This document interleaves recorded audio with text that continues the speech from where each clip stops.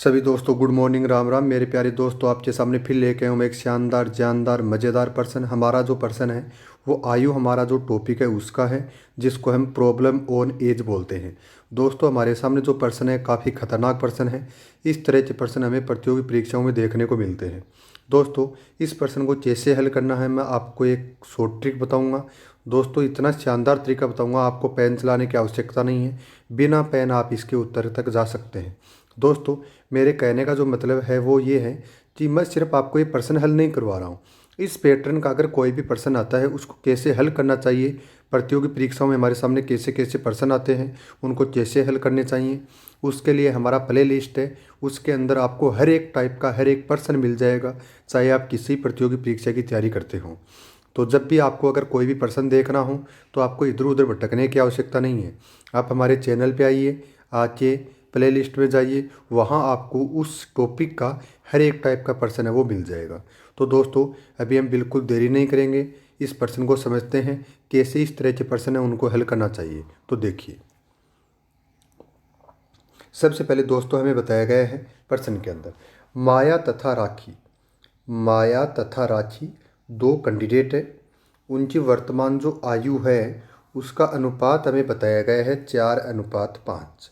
तो हम कह सकते हैं माया का वर्तमान जो आयु है उसका अनुपात है 4 और राखी जो है उसकी वर्तमान आयु का अनुपात है 5। फिर आगे बताए हैं 4 वर्ष के बाद इनकी जो आयु है माया तथा राखी, उसका जो योग है वो हो जाएगा 80 वर्ष। कितना हो जाएगा? 80 वर्ष। फिर बोला 4 वर्ष के बाद उनकी जो आयु है उसका अनुपात क्या हो जाएगा।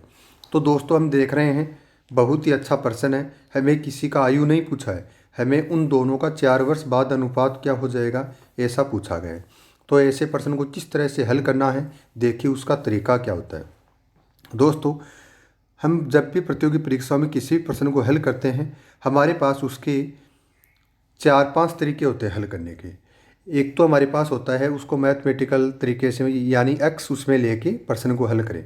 दूसरा, हमारे पास उसका एक तरीका होता है कि ऑप्शन को देखें और प्रश्न को हल कर दें। उसके बाद हमारे पास से हर एक प्रश्न के लिए 2 शॉर्ट ट्रिक होती हैं।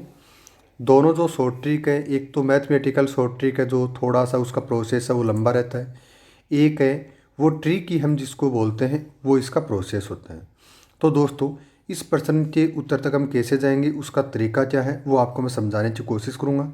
तो आपको बिल्कुल समझने की कोशिश करनी है।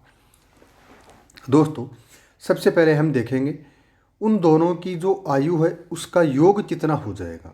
प्रश्न में हमें क्या बताया है, देखिए माया और राखी वर्तमान आयु का अनुपात तो उनका 4 और 5 है। इससे आपका प्रश्न में कोई लेना देना नहीं है, आपको बिल्कुल ध्यान नहीं देना है। उनकी वर्तमान जो आयु है उसका अनुपात कितना है ये आपको बिल्कुल भी नहीं देखना, इस प्रश्न के अकॉर्डिंग बता रहा हूँ मैं। उसके बाद क्या बोला है, 4 वर्ष के बाद माया तथा राखी की आयु का योग क्या हो जाएगा, वो हो जाएगा 80 वर्ष। यही इंपॉर्टेंट पॉइंट है।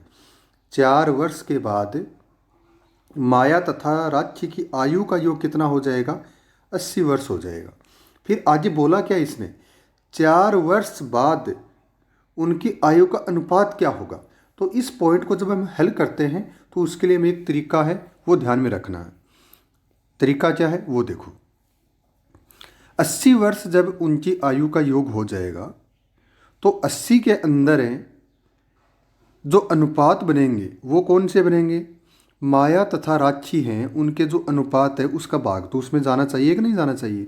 क्योंकि एक रूल होता है, अगर कुल जो आयु है ना उसमें आयु के जो अनुपात है उनका भाग अवश्य जाता है। तो हम देखते हैं यहाँ हमारे पास जो 80 है, 80 में ऐसा कौन सा ऑप्शन है जिसका भाग जा रहा है। तो 6 और 7 उनकी आयु का अनुपात हो सकता है क्या, नहीं हो सकता, क्योंकि 80 में 13 का भाग नहीं जाता। 6 + 7 13 ही तो होते हैं, 13 का भाग नहीं जाता। 8 + 10 18, 18 का 80 में भाग जाता है क्या, नहीं जाता, ये भी हमारा उत्तर नहीं हो सकता। 9 + 11 कितने हो गए, 20, 20 का 80 में भाग जाता है क्या, 20 का 80 में भाग जाता है। तो हमारा जो सही उत्तर है वो क्या है, 9:11। तो इस प्रश्न के लिए हमारा जो सही उत्तर है वो है 9:11। आपको ये ट्रिक समझ में आ गया होगा। तो वीडियो को लाइक करना, शेयर करना और सब्सक्राइब करना है। धन्यवाद।